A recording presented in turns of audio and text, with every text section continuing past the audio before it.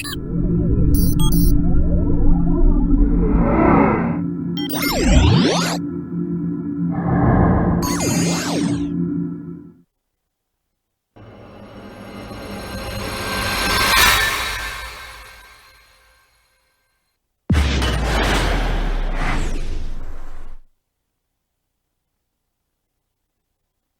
following content is not intended as a substitute for professional medical advice, diagnosis, or treatment.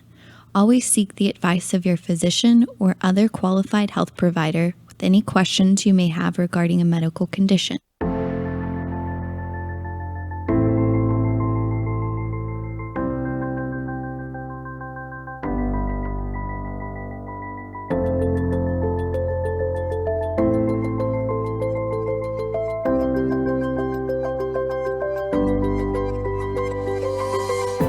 You're listening to the Everyday Therapy Podcast. I'm JC Rader.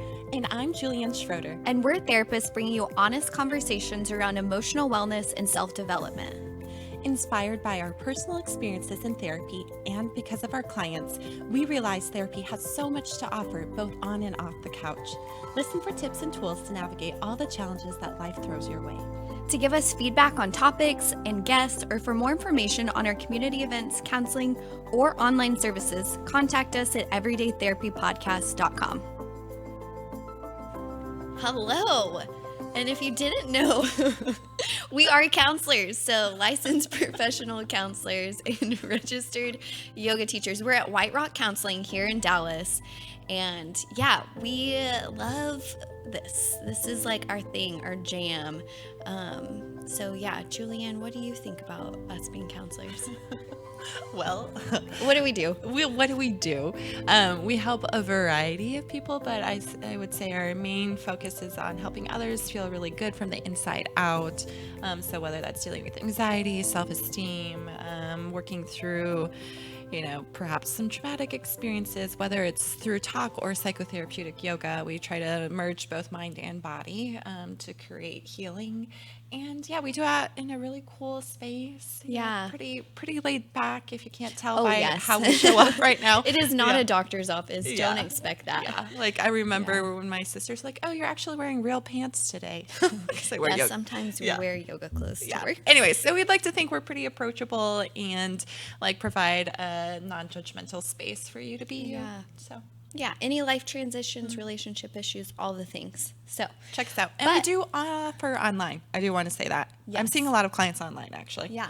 Through video. So yeah. So but let's jump back in. This is part 2. So if you haven't listened to part 1, we are talking about the book Attachment Styles. We kind of went over a brief overview of everything in our last episode, and now we're getting into the avoidant attachment style. And then we talked about an anxious attachment style in our last episode.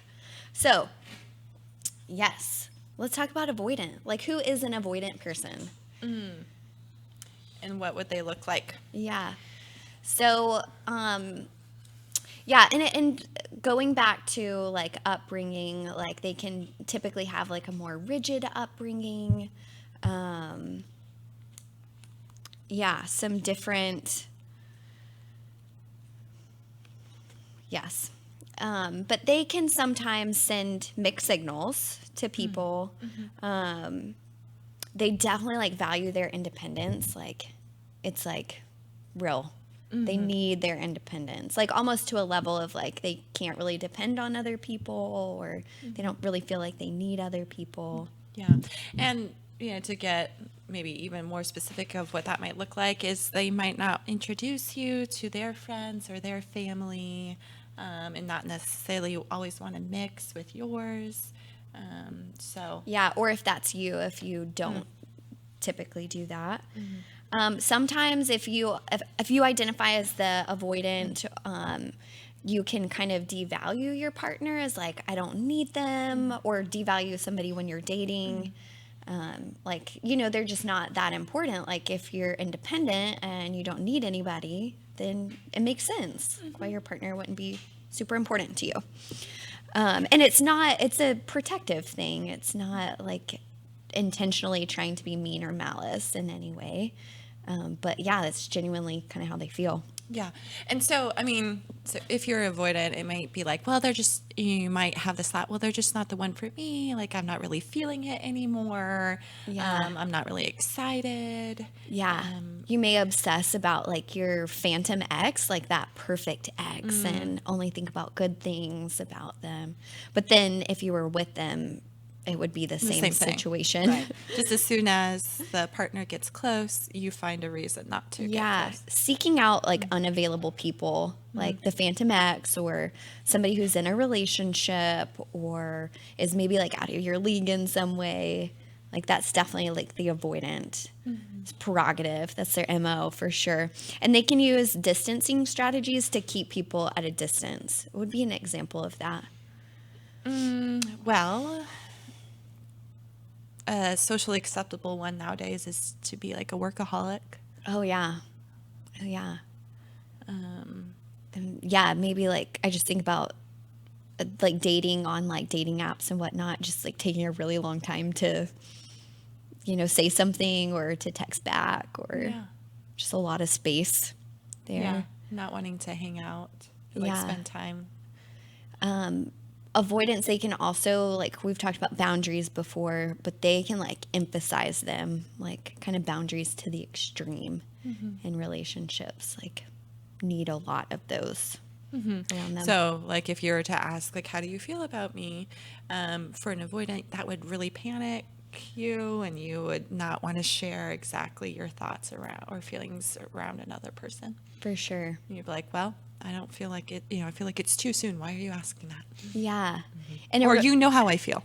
Yeah. You kind of touched on this earlier, but like a relationship is just never good enough. There's just like always this like seeking of like a perfect relationship, and you find like little flaws in everything. Like within somebody that you're dating now can be mistrustful, like the fear of being taken advantage of your partner. Like if I'm like too vulnerable, like will they use that against me or something like that. During a disagreement, needs to like get away, like really distance, or may like explode, like really escalate the situation. Yeah, so you may find that if you're avoidant, you'll like walk out or say, just shut down, I don't want to talk. Just like disengage from conflict. Yeah. Like John Gottman talks about stonewalling. But anxious does this too, now that I'm thinking about it. Yeah. So what's different here? I don't know. Yeah, I mean, I think like the motivation's different. Like for the anxious attachment, stonewalling would be, or like the silent treatment, I think is what you're referring to, would be like to get that person to talk to me. So maybe if I'm silent, then they'll like want me. Yeah. And then with avoidant, it would be, I really don't want to talk to you. Like I really need space to leave me alone. Right. And then you might take that fight as a sign of like, oh, we're not meant to be. Right. Just kind of having unrealistic expectations for not only of your partner, but for the relationship. And so if there's any signs of disagreement or conflict, oh, that's a reason why, like, we're not supposed to be together. Yeah. And I think that it's, in the attached book, Amir explains that there is more avoidant fish in the sea in a sense. And it kind of makes sense because they're typically dating. They're not in relationships as often. They're non-committal, so they're like out there more often. And I just think it's interesting, like talking about an avoidant and an anxious. We kind of talked about that in our last episode. But explain what an avoidant and an avoidant relationship would look like. Oh, yeah. They don't last very long at all. Who would text who? Right? You're like, Ziggy thinks that's funny. Like, when do you meet up? Never. Yeah. I remember, so we talked about our friend Courtney, who she's identified as avoidant and, more secure now. But I remember she dated this guy and they were both obviously avoidant, and they would just like text like once a month and like hang out once every like quarter of the year. Like, it's a quarterly date. So funny. So, yeah. Yeah. So Yeah, that did not last very long. Yeah, there's not like enough glue to Yes, make it glue. stick. Yes.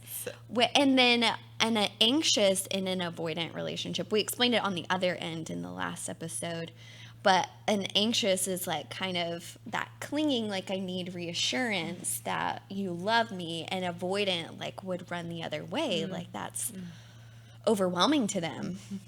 It feels like too much. And to that point too, if you're avoidant, you might not realize how overwhelming it is to have somebody want to be close to you. And so that's why there's this deflection of, the focusing on this idea that they're not the one, or that, if you're fighting like that, that's a sign that's not supposed to be. So you might not realize just how much you really do need your space and independence. Right. And there's definitely can be a balance. Like we can all have our space and our independence, but still be in relationship with people too. So it's, like figuring out where that line is. Right. And also, if you're avoidant and can also like reassure your partner, and like respond to their needs, then they're going to be more independent, and then you're going to get what you need. Right. So it's like understanding that you're not going to give all of yourself. Yeah. Right. That there's, if you give a little bit, then you'll also be able to back off. Absolutely. I think that's huge for people in this category. Definitely. Like it's kind of that paradox. If you can give a little bit, then you can get that space that you need. Too. It doesn't have to be all or nothing, ultimately. Yeah. It's not like you have to profess your love on the daily, right? Yeah. But I don't know. That might be hard for me. Oh, okay. Well, I mean, if you're like in a more serious relationship, but I think like there is, just this distorted, sense of what is needed in a relationship. Yeah. And so then like that's overwhelming. Right. Yeah, it's interesting. We were kind of talking about like before our episode of that we notice that we have way more anxious clients in our office than we do avoidant clients. So, which makes sense because anxious people will seek out help and support to like figure out what's going on with me. How do I navigate this? And then avoidance, like they're cool. They're cool. Like, I'm okay. They're fine. And so definitely like if this resonates with you, I think having that awareness is everything, and not being in denial of it can be really helpful. Yeah. And, to know that like it's absolutely okay to want your space, and to like we do in a healthy relationship need to maintain our sense of self. Like that's the most important. And so that won't be taken away from you. Yeah. And all of the things that the avoidants do and anxious is a protective strategy. Like it's a defense mechanism to like care for yourself, but you can be in relationship and still do that. Yeah. Still have that. You can have your man cave or your she shed and like have your boys and girls nights, right? Saturdays for the boys or Sunday. I don't know. And you can still get the benefits of being in a relationship and know that somebody like has your back and is going to be there for you, and like a practical level, share like responsibilities, and like maybe that's appealing. Yeah, maybe we'll make them buy into this. So whenever we talked about anxious, they have activating strategies, and so avoidants have deactivating strategies. So let's talk a little bit about those. Yeah, so if you're avoidant, you might find yourself saying, I'm just not ready to commit. I'm too focused on my career, or, like I'm still recovering from my last relationship or divorce. And there can be some truth, but this becomes a perpetual excuse. Yeah. Like years upon years. So. Right. We've said some of the other ones, finding imperfections in relationships. And then one of the big ones is flirting with others. Like if you're dating somebody, like, a hurtful way to introduce an insecurity in the relationship. I don't even know that's just so interesting. It's so different than how we identify as anxious than like our attachment style. Yeah. But the flirting, it's like because you feel trapped and like, yeah, that's a way out. To distance from the current relationship you're in. And to romanticize like, oh, maybe this person is the one for me. Absolutely. Yeah. Thanks for making sense of that for me. Not saying I love you or like those affirming words that maybe people need to hear, you know, on the reg. Yeah. And we all need to hear it, by the way. You know, like we were talking actually before the podcast about how we've both encountered through dating different guys who have not heard that they have been loved by their own fathers. Yeah. And just like the impact that leaves. Yeah. Well, and if you grow up with that and that's like not the norm and it's really confusing, like, yeah, what's going on there? Yeah. Yeah. There's a lot that could be its own podcast. Yes. So daddy issues coming soon. Yeah. For both males and females. Females, right. Then we'll get to mommy issues. All right. So pulling away when things are going well. Yeah. Not calling for several days after like a really good date, or not texting. I mean, ghosting. This book was written before ghosting was a thing, but I think that's like, I mean, ghosting can be for multiple reasons, but this would be a big one for an avoidant. Yeah. Like self-sabotaging. Yeah. Like a lot of these behaviors. Well, especially when things are going well. Checking out mentally with your when your partner's talking to you, just like not there. Yeah. Yeah. I think like that happens like to all of us at times, but if that's like a pattern and you know, just a way for you to like have your own space and tell the other person that yeah. Another one would be keeping secrets and leaving things foggy to maintain your feeling of independence. So not like fully expressing like what's going on with you. Which, that makes a lot of sense. And they don't know everything. Then I kind of it's mine. Yeah. Man of mystery. Yeah. Man. Or women of mystery. Yeah. I know. There's this. Yes. We both had the same thought of like. Okay, we need to talk about gender stereotypes right now because we're perpetuating one right now. Yeah, of like the woman being the anxious and the man being the avoidant in a lot of ways. And that's not always the case. It might be like. Might be there a little bit, you know, some stereotypes are for a reason, but absolutely not always the case. Yeah, like we said before, a good friend who's a female is and then I've had many clients, males that are anxious, attachment style. Yeah, for sure. So, know that, and we'll be careful of. Perpetuating do a better job. Stereotype. And then last deactivating strategy to distance yourself from dating or partner would be avoiding physical closeness. So just like altogether boundary of like, that's the biggest one, you know, like I'm not going to touch you. No, I dated a guy who was very much like, I don't hold hands. Okay. And then when he did, I was like, what's happening? Yeah. And then he backed away. Okay. So that back and forth. So, you know, like that in and out, in and out. So other examples of that, like not wanting to share the same bed, not wanting to have sex, walking several strides ahead of your partner, not wanting to hold hands like you said, or kiss, or so there's like different versions of that. And just want to say again that like we said this in the first episode, but of like this avoidant style is on a spectrum. So there's like extreme versions of it and then less extreme versions. So just keep this in mind. So, okay, let's talk a little bit about like what an avoidant can do to maybe like get out of their own way in a lot of ways. So the avoidant is described and attached as the lone traveler. I love that. Oh. It's the lonesome dove over there. Yeah. Just the lone wolf. Yeah. What are all the... cliche terms that we can use right now. I'm thinking of Dean on The Bachelor.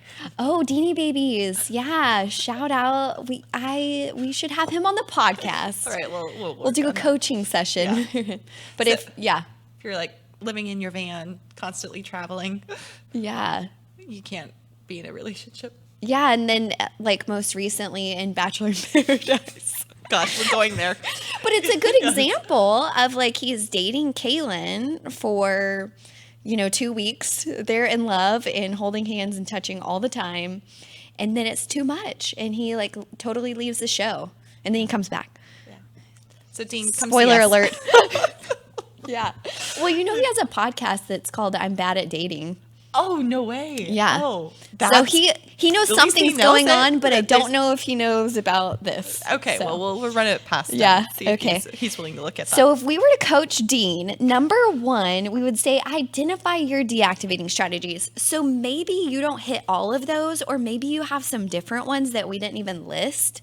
But what are your deactivating strategies? Do you leave at the drop of a hat? Do you have the Phantom X? Like, what is it? So, and then this is maybe like going to take a little bit more long-term work as well, but understanding that like self-reliance isn't what's most important. That yes, you can absolutely still maintain that, but also understanding mutual support and connecting with others is healthy.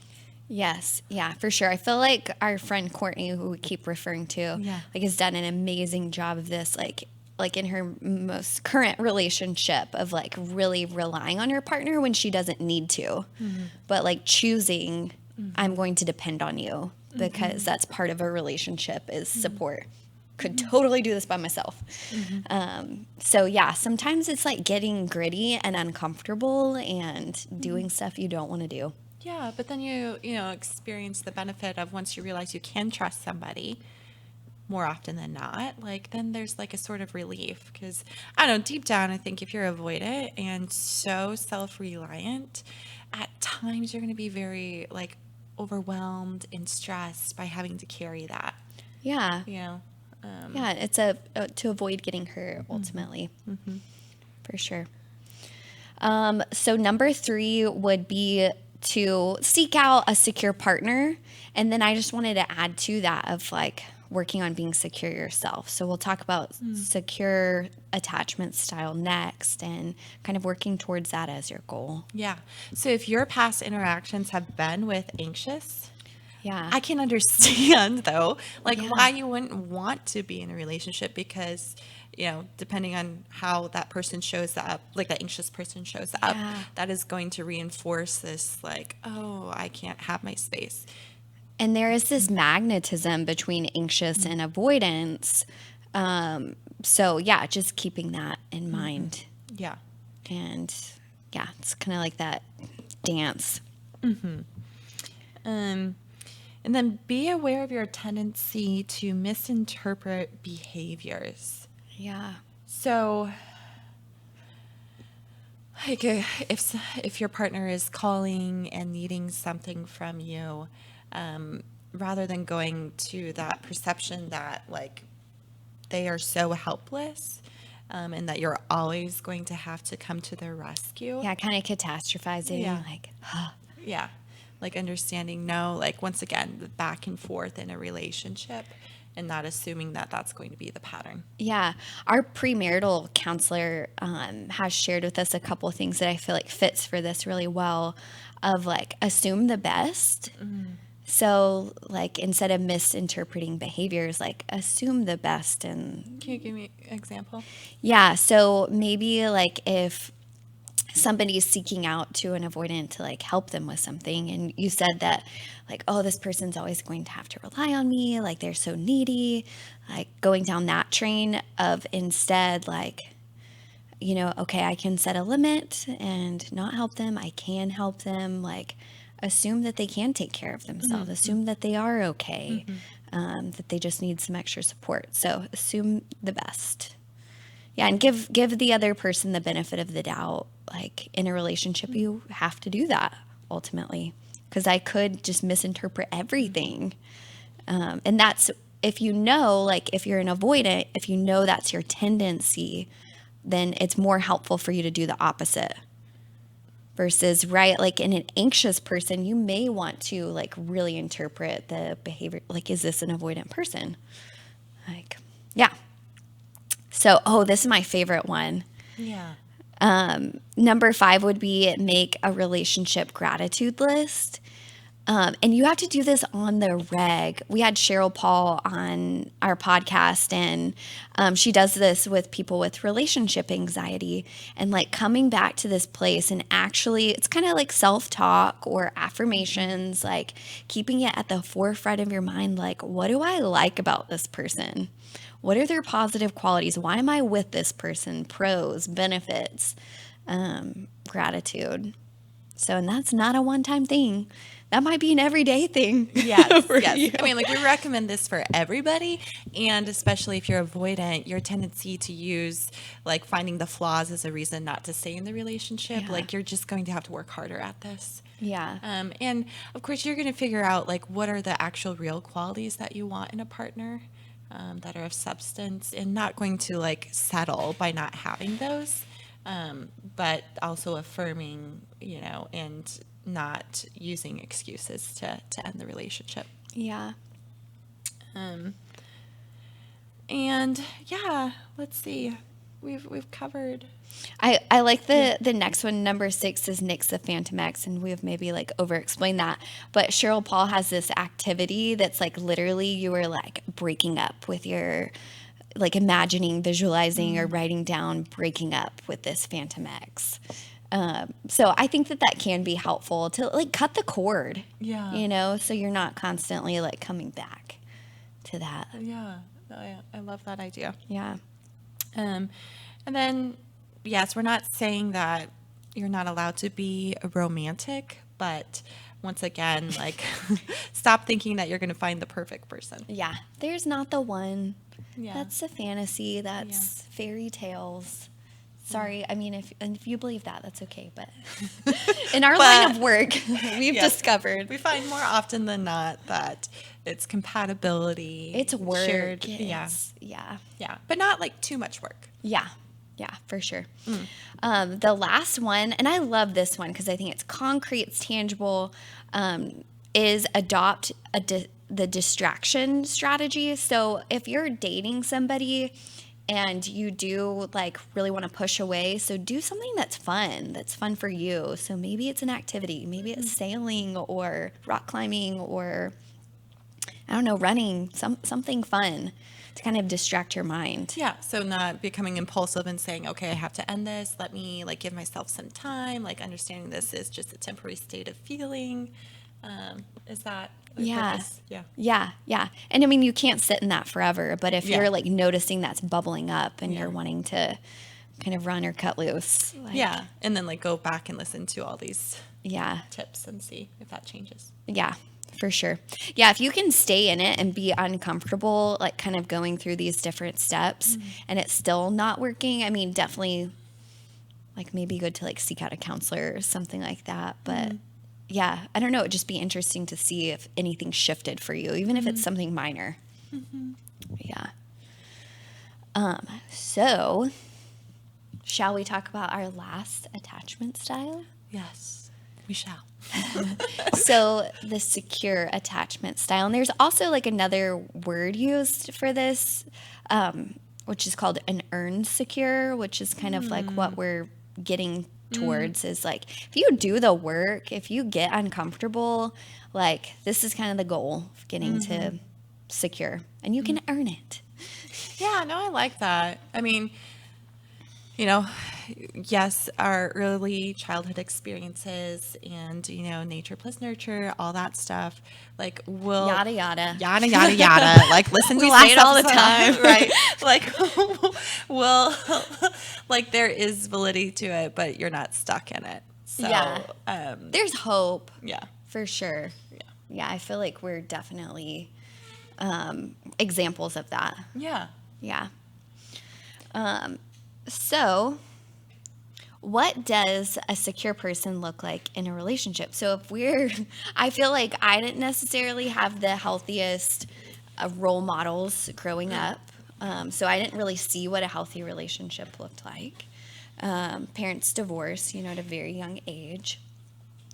So yeah, I think for anxious people and avoidant people, it can be like really confusing of what it's supposed to look like. So yeah, so let's clarify. Yes. What is a secure attachment style? So we've said this, but important to say again, reliable and consistent as best as possible. Somebody who is secure wants to make decisions with you, not for you or leave you out, but with you. Yeah. Be a partner in it, a team player. And there's a flexible view of relationships. I think about like psychological flexibility, like this ability to kind of see different points of view. Yeah, and I wonder too, if it's this idea that like you might have an idea of a partner, but really it can show up in a different way. And like the idea of your relationship. So yeah, just being flexible in how things present themselves. And an effective communicator, and we'll get into what that looks like here after this. If you're secure, you can actually be more likely to compromise during an argument. So that's always a nice feature. Yeah. Not being afraid of commitment. So as an avoidant would, and then, or dependency. Or rushing into it too soon. Yeah. Doesn't view relationship as hard work. So like you said earlier, like it's work, but it's not like hard work. painful. Yeah. Or if it is, then that's probably a sign. Yeah. And then closeness begets closeness. It furthers closeness, which is like sweet. Yeah. Like I want that. Yeah, I want to be like that. You know, Yeah. those like 80-year-old couples that are like still holding hands. Yeah. Yeah. Playing racquetball together. I told you about that at UNT, my favorite couple that I saw at the gym. Oh, I forgot about them. It's so sweet. I wonder if they're still there. Yeah, so secure attachment styles right there. Introduces friends and family early on, so maybe not too early on, like appropriately early on. Naturally expresses feelings for you, like can say I love you appropriately, or I like you, or or appropriately express things that you're unhappy with, but in a loving, caring way. Right. And does not play games. So that's the anxious attachment style's MO. So, but the secure does not. So in a relationship, they are really good at conflict. They tend to be. They don't tend to be defensive, and then they don't like escalate the issue. So very level-headed. Yeah. Direct, aware, calm-ish. Yeah. Like once again, not perfect, but more or less they're going to do these things. Yeah. They have healthy boundaries, so they can set limits and say no or be firm about something, and they can also like allow some dependence there to contribute that closeness. They're super loyal, so once like you're in, like they're there to stay, and they're going to treat you really well too. Yeah. Quick to forgive. Yeah. So interesting. Just the thought that I think that's a feature of anxious as well in some ways. But but the motivation of it is to keep that person, where I would say secure is like that's a genuine sense of forgiveness. Right. Because you're not dependent on the relationship needing to work out. Versus in an anxious, like I can see myself in the past, like forgiving to please or to negate my own needs, like to not speak up for myself. Then being passive aggressive later. Yeah. This was my favorite one that I read was they're secure in their power to improve the relationship. So they're confident in their positive beliefs about themselves and others, which makes this assumption logical. And so they can like really naturally give the benefit of the doubt to their partner and assume the best, kind of what we were talking about earlier. Yeah. So like that commitment to the relationship. Yeah. Like, hey, like we're having some problems. We can get through this. Doesn't that sound amazing? I feel like I still struggle with that for sure. Yeah. I feel like I can easily go to like worst case scenario and get kind of like scared in a relationship, in my relationship, and have to like calm myself down. But yeah, it's something to work towards for sure. Or if you identify that way. And they can really attune to their partner's needs. So maybe they're aware that their partner is really anxious and they can help like soothe them or comfort them. And they really care about their well-being ultimately. Yeah, but also giving space for their partner if, to find their own way. Yeah. Right. Not being like a helicopter partner. Yeah. So, anyways, there's just a random photo of me sleeping. Okay. Julian was napping before our podcast. So tapping into the secure mind, creating a secure base for your partner, and just talking about like a research study that was done at Carnegie Mellon University in 2010, found that there were 3 specific behaviors that underlie this broad term of the secure attachment style. So to provide this secure base and kind of adopt it for yourself, these are the 3 behaviors. So be available to your partner. Respond sensitively to their distress. Allow them to be dependent on you when they feel the need, and check in with them from time to time. Provide comfort when things go wrong. Easy. Yeah, is that so easy. Oh my gosh. All right. Everybody is going to be in a happy relationship. You're welcome. Yeah. Like, that's it. That's it. No. Yeah. And did you talk about not interfering? Oh, sorry. No. Okay. Yeah. So we've covered what is helpful. Yeah. And so the next one would be, not interfering. So don't interfere. So you're providing like behind the scenes support for your partner and helping them in the way that initiates them to like feel powerful. So you kind of mentioned that earlier.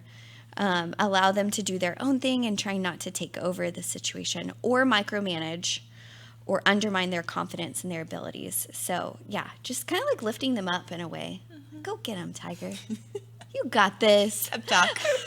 What is Chip and Joanna Gaines? They're like, Bud. They're like, go get them, Bud. Oh, really? I don't know if they call each other Bud. But I don't know. I feel like that they have these things going on. Yeah. And then the last one that this study found was providing encouragement.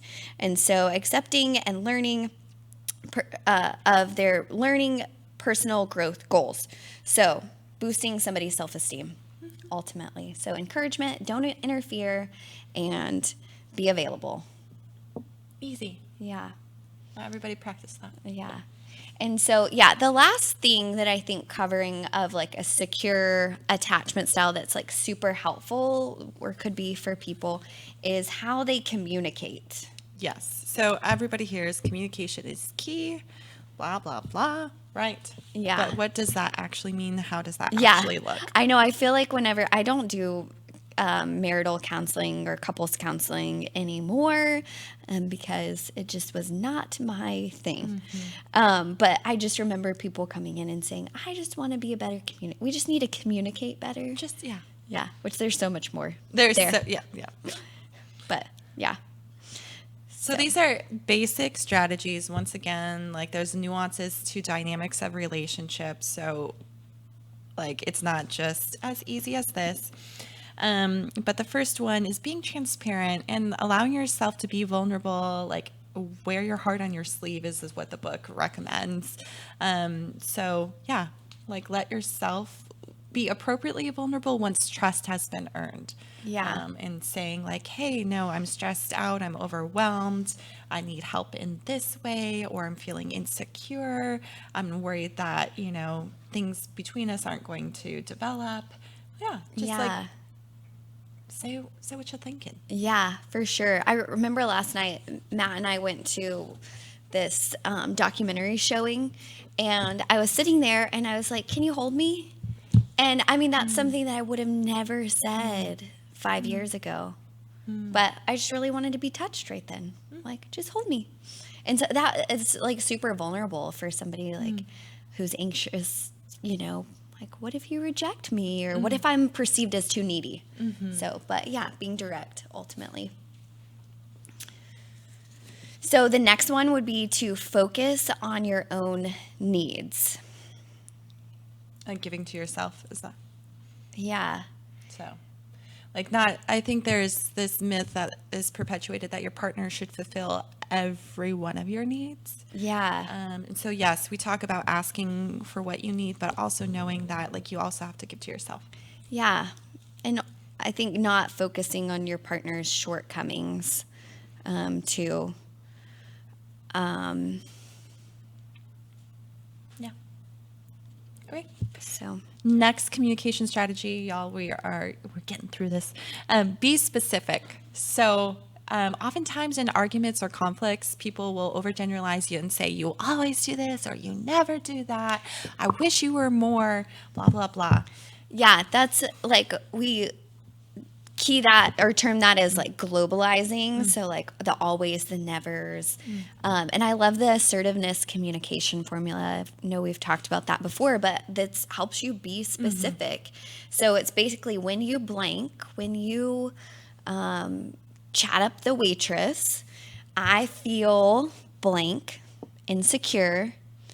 I would like blank you to not chat up the waitress, not flirt with other people in front of me.